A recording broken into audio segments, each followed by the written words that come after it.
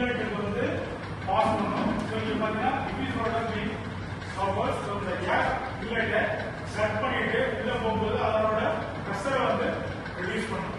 Okay right. So ஃப்ரண்ட்ல வந்து நம்ம இன்லெட் இருக்கும். ஸோ இந்த இன்லெட்ல ஒரு டர்பைன் பிரேக்ஸ் இருக்கு. டர்பைன் பிரேக்ஸ் வந்து யார் செட் பண்றப்ப ஒரு பர்டிகுலர் ப்ரெஷர் அண்ட் ஸ்பீட்ல செட் பண்ணணும். டிஃப்யூசர் என்ன பண்ணணும், அதோட ஸ்பீடை வந்து செட் பண்ணணும். Okay right. பாம் டிஃப்யூசர் பண்ணலாம். ஸோ பாம் டிஃப்யூசரோட கான்செப்ட் என்ன? Stop the blasting. Okay, stop the blasting. So the main purpose for the here diffuser it will be reduce the pressure.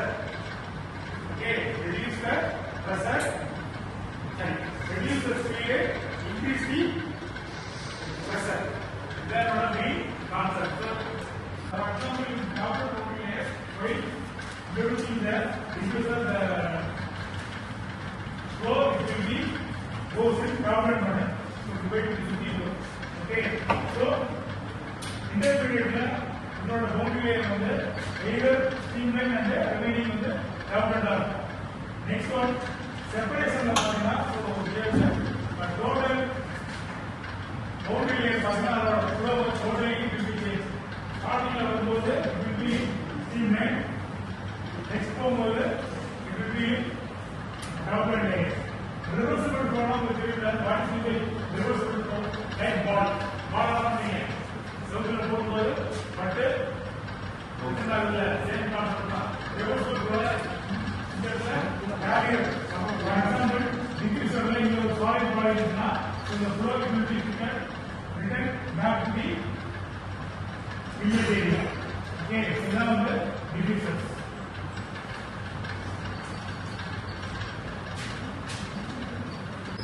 Gas steady start, jet flow start. So flow வந்து நம்ம டிஃப்யூசர்ல போகும்போது so இதான் வந்து inlet. இந்த area வந்து நம்மளுக்கு inlet வெளியே நம்மளுக்கு air allow into the engines. So the gas flow will be passes through in this manner. So இங்க என்ன ஆகுதுன்னா டேரக்டா நம்மளுக்கு டேரக்டா கம்பஷன் சேம்பரோட மெயின் கான்செப்ட் என்னப்பா? Combustion chamber. Power, right? Power will be generating power to be combustion chamber போகும். இதனோட இந்த process like streamline போனா இது வந்து well behave to. So இந்த இடத்துல வந்து large transition area some percentage of gas flow will be returned back to the air. And இங்கே வந்து சுத்திட்டு இருக்கும். ஓகே அந்த மாதிரி வந்து large transparent start. So இங்கே steady startல பாத்தீங்கன்னா இங்க என்ன பண்ணணும், ஒரு பர்டிகுலர் கான்செப்ட் வந்து இங்க சுத்திட்டு ரிட்டர்ன் ஆகி இங்கே போயிடும். கம்பஷன் சேம்பருக்கு போகும். இங்க என்ன பண்ணணும், கம்பஷன் சேம்பருக்கு போகாம இங்கே நம்மளுக்கு ஒரு வைப்ரேஷன் தான் ஜெனரேட் ஆகிடும். அங்கே இதான் வந்து ஸ்டெடி ஸ்டார்ட் இருக்கும். ஜெட் ஃப்ளோல பார்த்தோம்னா இந்த இடத்துல எய்தர் டாப் ஆர் பாட்டம்ல இருக்கும். ஓகே இந்த இடத்துல டாப் அண்ட் பாட்டம்ல ஃப்ளோ வந்து இங்கே சுத்திட்டு இருக்கும். ஸோ இப்படி சுற்றுறப்ப இந்த இடத்துல more amount of pressure is being generated. Okay, okay. So now normal shock means supersonic flow compared to subsonic flow.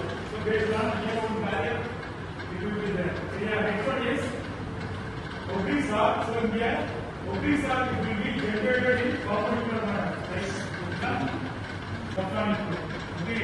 Next one is attached shock and detached shock. Attached shock means the shock wave will be formed near the object. Okay, like beach oda yaar வந்து நம்மளோட மேல கிட்ட இருக்க அதோட shock wave வந்து நம்ம பாடி மேலே form பண்ணா this is called as attached shock. Detached shock means the shock wave வந்து நம்ம பாடியை விட்டு ஒரு particular distance வேணும் நமக்கு ஜெனரேட் ஆனா அது வந்து detached shock.